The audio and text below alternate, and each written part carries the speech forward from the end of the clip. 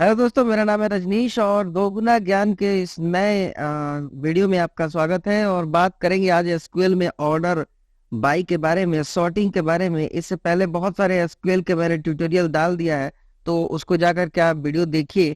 और मैं order by बहुत ही आसान और सिंपल भाषा में बताने जा रहा हूँ, जो प्रोग्रामिंग लैंग्वेज में या सीक्वल में यूज होता है। बहुत ही आसान भाषा में बताऊंगा, जैसा कि हर वीडियो में मैं आराम से और बहुत ही रियल लाइफ एग्जांपल के साथ बताता हूँ। तो आज हम लोग ऑर्डर बाई पढ़ेंगे, या फिर आप ये कहो कि टेबल को सॉर्ट करने के लिए हम लोग उसको यूज करेंगे।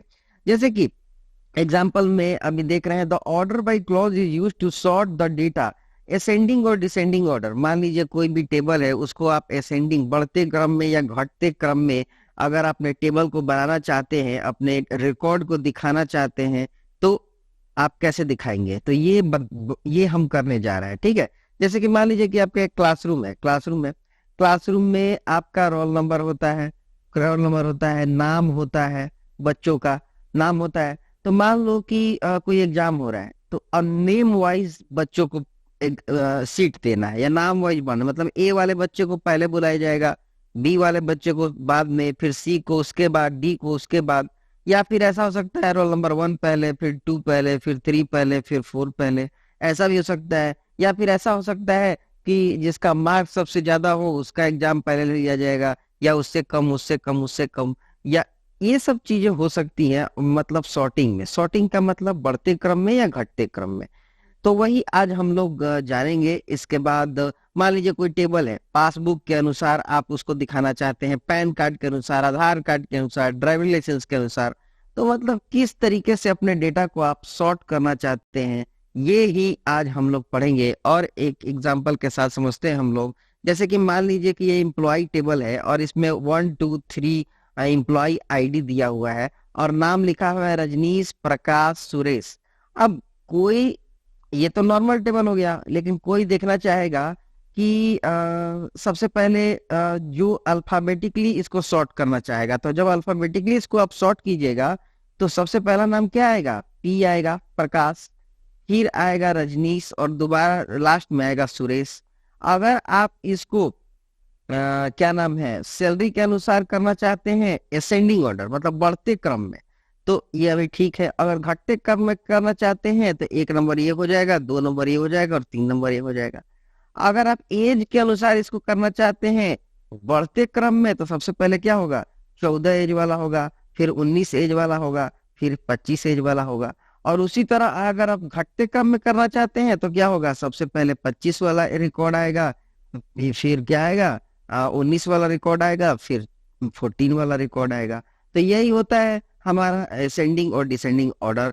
तो हम लोग चलते हैं और अपने सिक्वल सर्वर पे या एसक्यूएल सर्वर जो भी कह लीजिए, ये हमारा एक टेबल है। मैंने क्या लिखा हुआ है यहाँ पे, ध्यान से देखिएगा। सेलेक्ट स्टार फ्रॉम एम्प्लॉय, मतलब सेलेक्ट स्टार फ्रॉम एम्प्लॉय, मतलब एम्प्लॉय टेबल को सारे डेटा को दिखाइए, यही लिखा हुआ है। अब मैं यहाँ लिखता हूँ स्पेस ऑर्डर बाई नेम, मान लीजिए लिख देता हूँ ऑर्डर बाई नेम। तो सबसे पहले कौन सा नाम आना चाहिए? आप देखिए, सबसे पहले कुमार, ये जो दिख रहा है ना, सबसे पहले ये कुमार, ये वाला पहले आना चाहिए, है ना। तो अब हम लोग रन करते हैं इसको।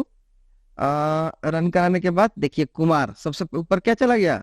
ये कुमार चला गया। यहाँ पे आप ध्यान से देखिए, सबसे पहले कुमार चला गया।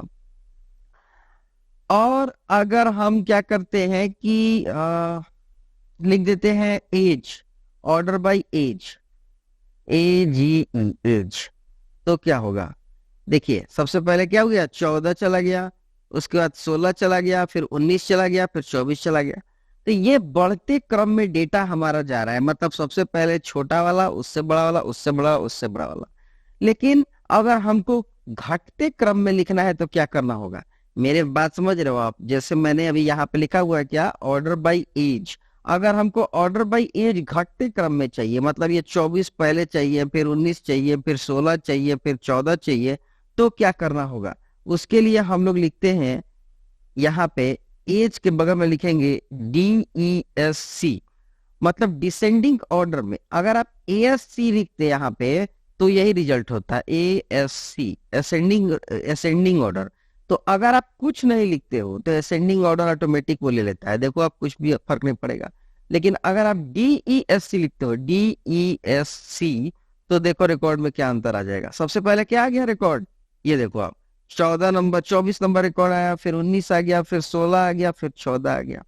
तो इस तरीके से ये रिकॉर्ड दिख रहा है। अब एक और चीज देखते हैं, मैं फिर से इसको ऑर्डर बाई नेम करने जा रहा हूं। नेम लिख दिया मैंने, ये ऑर्डर बाई क्या हो गया, नेम हो गया। और ऑर्डर बाई नेम लिख दिया। तो देखिए सबसे पहले के आ रहा है, PQRS, मतलब यहाँ पे नाम के अनुसार मैंने ऑर्डर बाई कर दिया है। अगर मैं कॉमा देकर एज लिख दूं तो क्या होगा, और कॉमा देकर एज लिख दूं तो क्या होगा, फिर से देखिएगा, एग्जीक्यूट किया मैंने। अभी देखो आप, ये क्या हो रहा है, यहाँ पे हो ये रहा है कि वो सबसे पहले असेंडिंग एडर में नाम के अनुसार, देखिए अगर मैं इसको सेलेक्ट करता हूं तो देखिए नाम के अनुसार वो कोशिश करता है कि नाम के अनुसार करे।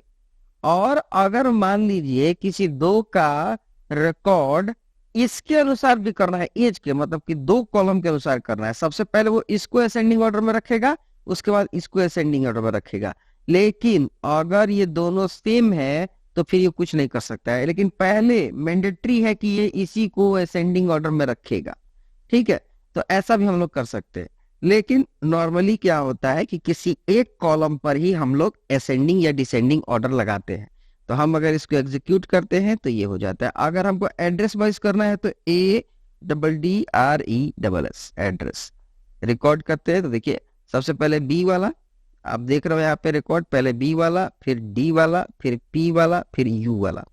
तो कहने का मेरा मतलब ये है कि जब भी रिकॉर्ड आपको देखना हो तो इसको अब जैसे टेबल पे आप दिखाते हो, कहीं ना कहीं टेबल पर दिखाते ही होगे, तो आप किस तरह रिकॉर्ड को दिखाना चाहते हो, कौन सा रिकॉर्ड पहले आएगा, कौन सा रिकॉर्ड बाद में आएगा, है कि नहीं। कहीं पर भी आप रजिस्टर में बनाते हो या फिर कहीं पर भी आप दिखाना चाहते हो डेटा को, तो आप किसी ऑर्डर को फॉलो करते हो, है ना। जैसे पहले हम लोग डिक्शनरी में देखते थे, तो डिक्शनरी में क्या होता है, आप फोन बुक में यूज कर लो।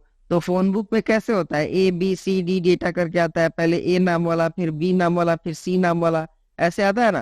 तो वही चीज यहाँ पे दिया हुआ है। तो यही एक मैंने बताया कि असेंडिंग और डिसेंडिंग ऑर्डर में डेटा को कैसे रखना है। मुझे उम्मीद है कि आपको समझ में आ गया होगा, और अगर नहीं समझ में आया तो पहले आप कमेंट कर सकते हैं। और इसी के साथ मैं वीडियो को खत्म करता हूँ। चैनल को सब्सक्राइब कर लीजिए और पीछे वीडियो को जरूर देखिए, और सारे वीडियो बहुत ही आसान भाषा में बताए गए हैं। Thank you.